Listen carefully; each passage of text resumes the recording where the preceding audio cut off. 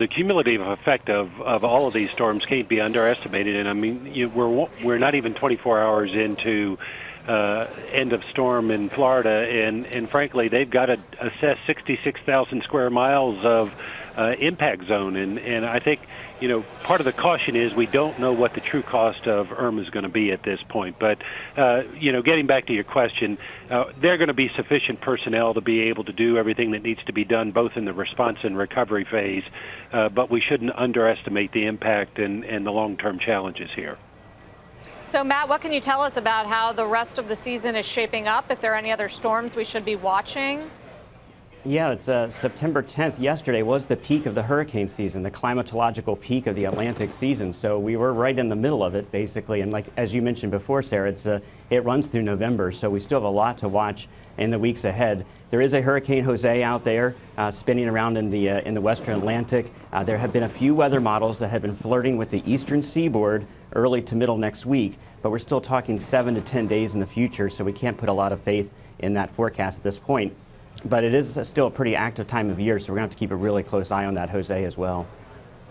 Matt, what's your take on the agricultural losses, how they look so far, and how they may have fared based on what the storm track actually has been? Yeah, the storm track shift really, it wasn't as bad as it could have been in Florida, basically. It interacted with Cuba over the weekend. It took the left side of the coast instead of the populated east side.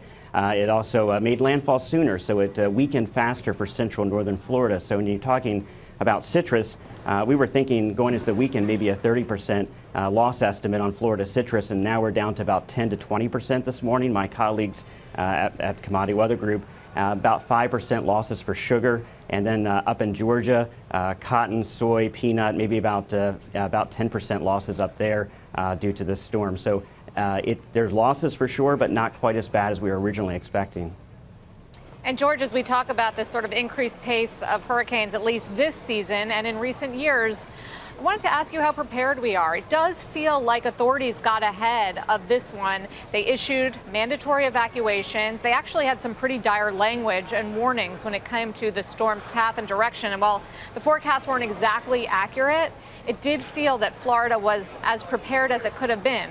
Is that the right assessment here? And what more can be done? Because clearly, when it comes to Harvey, the flooding was a big surprise and obviously caused a lot of destruction.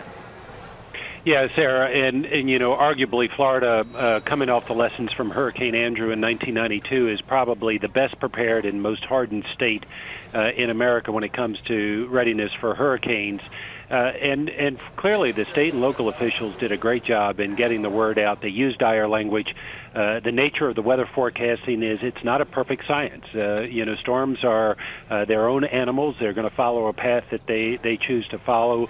The models give good predictions. But, I think this really gets to the big challenge. State officials, local officials are criticized when they are too timid. There will be those who will criticize putting 6.5 million Floridians under mandatory evacuation orders. But, at the end of the day, the most important thing that those officials have to do is protect lives. Property is second. But clearly, we're better. There's more work to be done. But, if you're going to have a storm that's going to be like this, Florida is probably the place that you want to have it. But if you're the disaster victim, whether you're a small business or an individual homeowner, if you've been affected by this disaster, this may be the most significant disaster, and it's the biggest thing in your life, and we can't forget that. Hey there, thanks for checking out CNBC on YouTube. Be sure to subscribe to stay up to date on all of the day's biggest stories. You can also click on any of the videos around me to watch the latest from CNBC. Thanks for watching.